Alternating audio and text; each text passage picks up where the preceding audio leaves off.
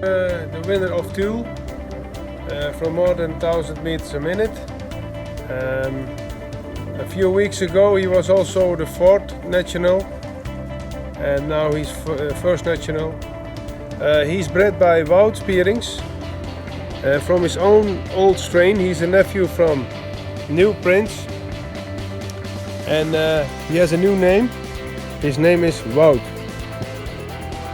Wout, congratulations. It's super what you did. So, all the honor goes to Wout.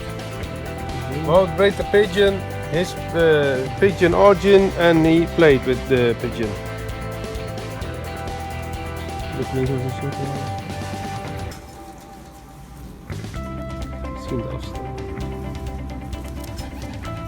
The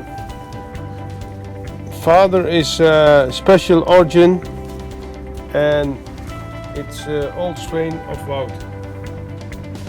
And the father, his nest sister, is the mother of New Prince.